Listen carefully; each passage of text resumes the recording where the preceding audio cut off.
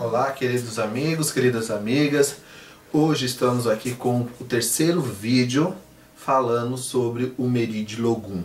No primeiro vídeo dei uma explicação para vocês, mostrei o jogo de búzios, mostrei o que realmente fala, como é. No segundo, eu mostrei para vocês o Eri de Logum, né? Ou seja, o Erim, diminutivo, Merim, Erim, 4.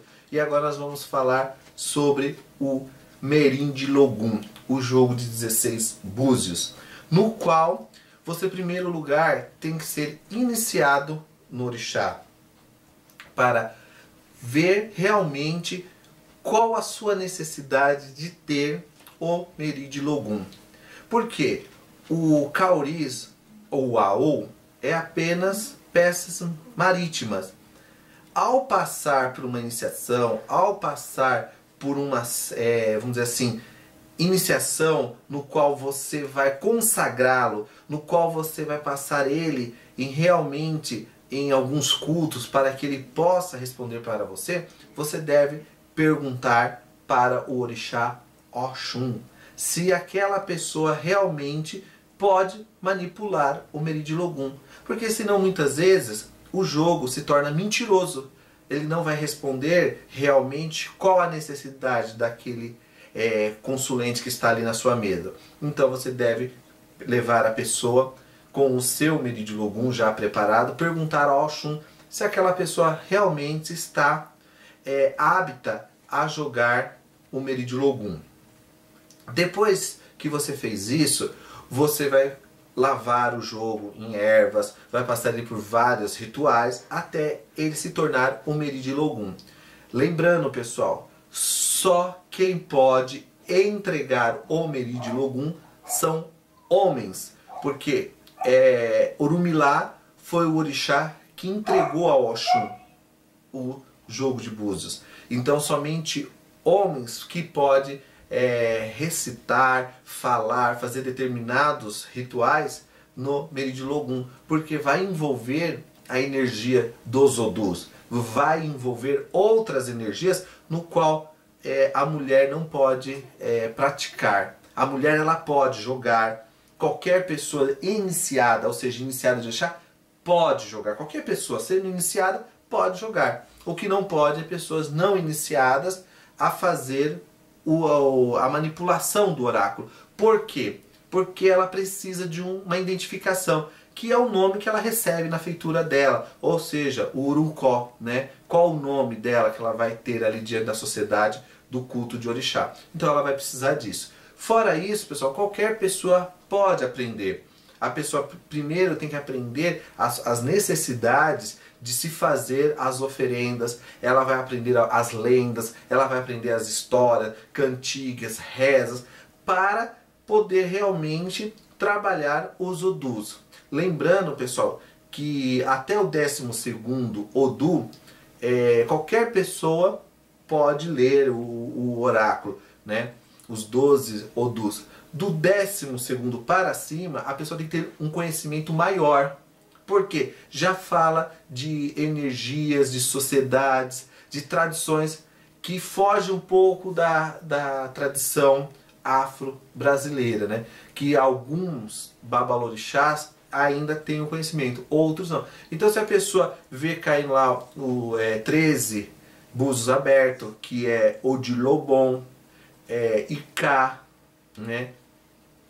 Obegundá, ou Aláfia, ela deve procurar ajuda para melhor entender essas caídas, porque são caídas que falam de energias pesadas, de energias fortes, de energias que precisam de um certo conhecimento e domínio.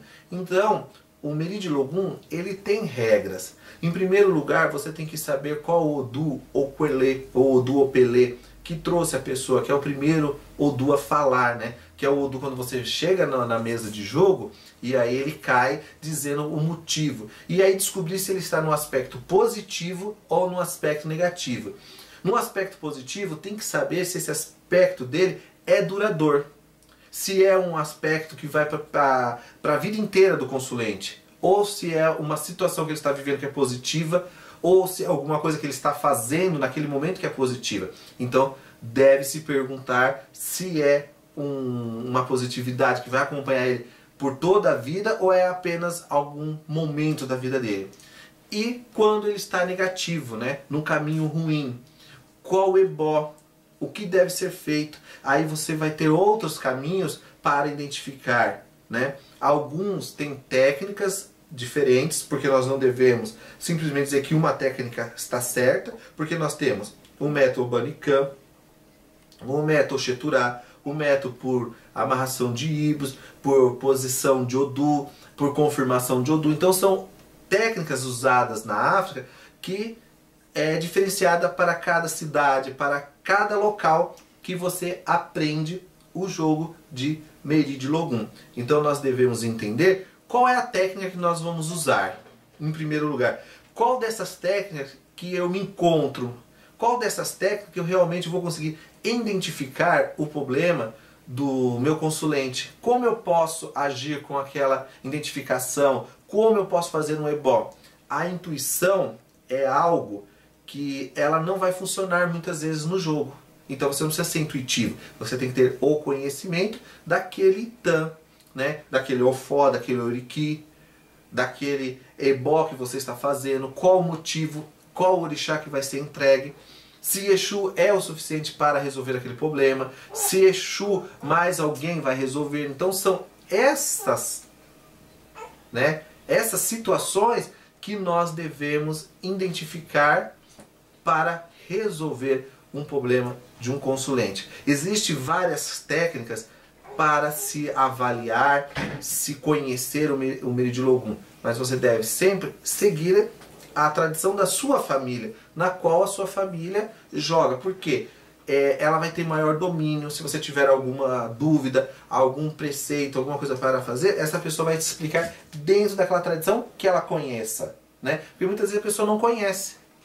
Ela chega e fala assim, eu não conheço isso. Ou ela vai dizer, não conheço, está errado. Não está errado nada, gente. O que falta é o conhecimento. Então, nós não podemos dizer que a África, né, que é um continente enorme, que todo mundo joga igual. Não, cada estado, país da África vai ter um desenvolvimento em relação a uma técnica. Então, as pessoas dizem, esse método de Odu é o certo, este é o método certo. Não, o método certo é a qual a sua família vai praticando dentro dos Odus, conhecendo esses itons dentro de cada Odu, para direcionar um tratamento espiritual para aquele consulente. Por quê? Se você joga pelo método Oxeturá, né, que as pessoas é bem conhecido, que são 16 búzios e mais um, que são 17, né?